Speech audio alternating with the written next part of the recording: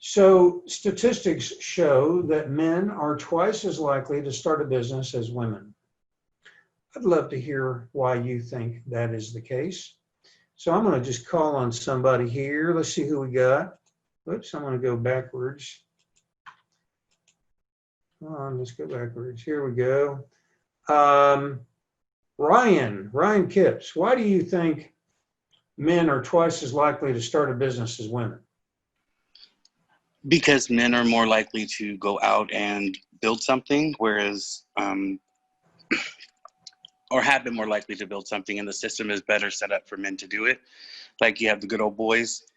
So the same type of attitude and idea in business is the same thing. That's why we don't have a ton of CEOs that are women or a ton of venture capitalists that are women right now, because it's a boys club.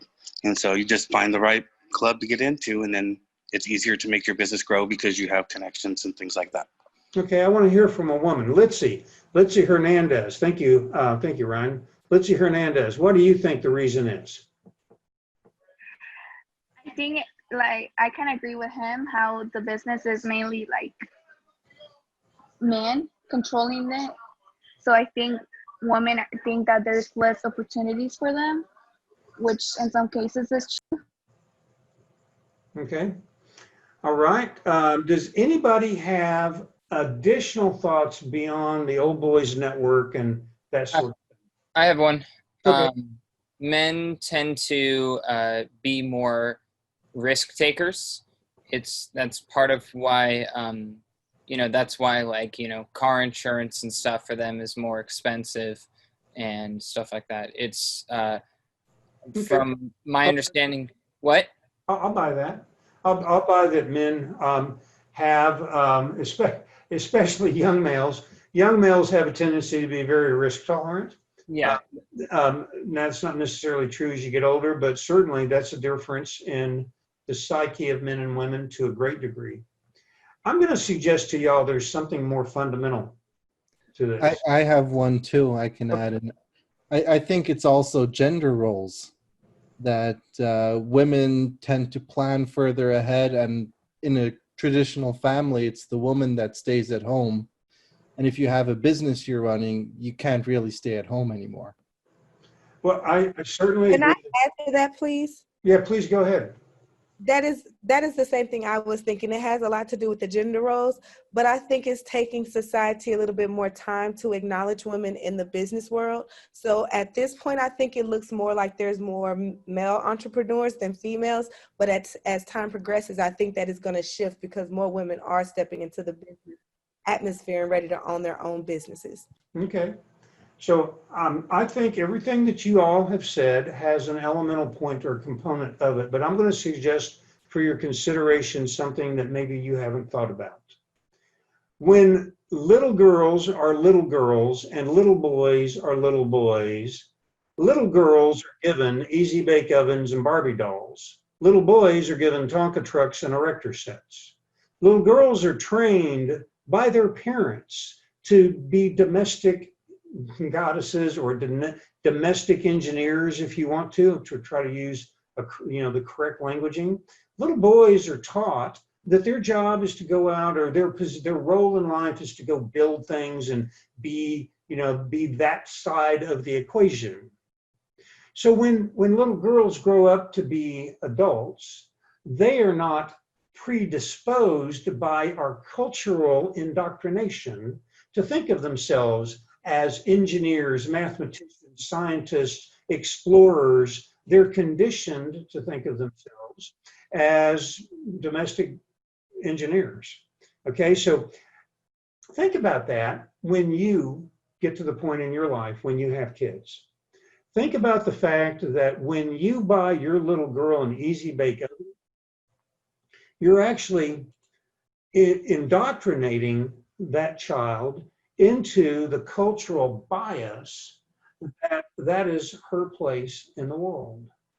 When you buy the little boy the Tonka trucks and the erector sets and stuff like that, you're likewise indoctrinating him.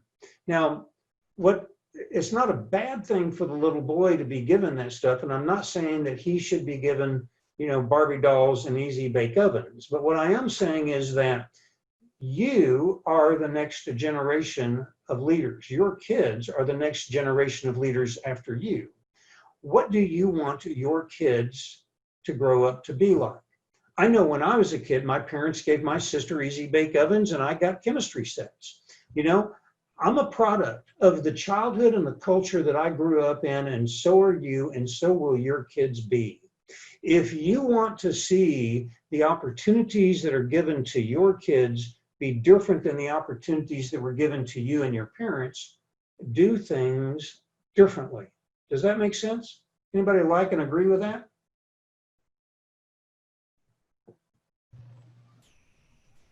I like that idea that it's not just ingrained in their being to be for little girls to grow up and want to be homemakers, and boys to want to grow up and be bosses, and that maybe we should just put a little more thought into what we're teaching them at those young ages, and what we're unintentionally maybe putting in their minds as something that's for them, especially specifically when you tell them not to do another thing, like, oh no, you don't want that truck, you don't want that, you don't want to bake. I think it's really important to be careful of those things.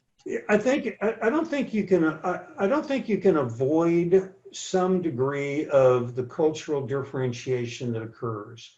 But what I want to just caution you to be aware of is the degree to which you reinforce that. There are plenty of women engineers and explorers and people that have done phenomenal things. I think that no matter how much you try to steer a child one direction or another, the impact of societal influences is almost overwhelmingly difficult to completely counter. So you're always going to be, we are immersed in a culture that sends us messages. My only point here on this slide with this thought is to make sure that you think about this when you have kids. And I'm not saying that you're a bad parent if you buy a Barbie doll or a Tonka truck or something like that. Go either way, it doesn't matter. But just realize that it's how you reinforce and educate your kids that are actually going to determine whether these statistics change over time. Most entrepreneurs turn to family members and friends for capital. Entrepreneurs are most likely to launch businesses when they are between the ages of 35 and 44. Let's look at that last bullet point. Why do you think entrepreneurs are most likely to launch a business when they're 35 to 44? Because they have more experience and more experience and more revenue at that, like more experience and more disposable income at that point. Right. It takes about 10 years or so after college before you've paid off any bills and you've been able to save money. And also, the sense of responsibility between that age is very good, and that's when they think they can achieve something in life, probably. Certainly, when you get into that age range, 40 plus or minus, you start to have a sense that a realization that life isn't going to last forever. Up until about that point in time, quite honestly, for the most part, you think you're immortal. And so it's somewhere in that age range that you start to realize that life isn't permanent and that you're running out of time, and that if you're going to do something significant with your life, you need to get on with it. Midlife crisis. Well, not so much. Yeah, I wouldn't even go so far as to say that. It's just this realization that time isn't unlimited. Now, along with that can come other things like the midlife crisis and all that kind of stuff. But, without it so much being a crisis, just as a realization that, everybody comes to this realization that life isn't permanent, but some people come to it sooner and later than others. And so it's generally in the 35 to 45 age range that you really kind of look in the mirror one day and go, you know what? I need to get this show on the road. And so once you have that realization, you start kicking in. Now that's one aspect. Another aspect is what you've mentioned. It takes time to become skilled and confident, and it takes time to save up capital, because it's extremely rare that an entrepreneur is going to be successful at starting a business that entrepreneur doesn't put a significant amount of their own capital into it to get it going.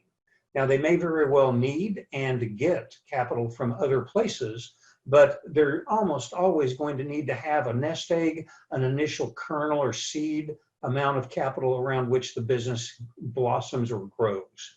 And so both the skills, the confidence, the capital, and the realization that they need to do something significant with their life, those things all take a little time.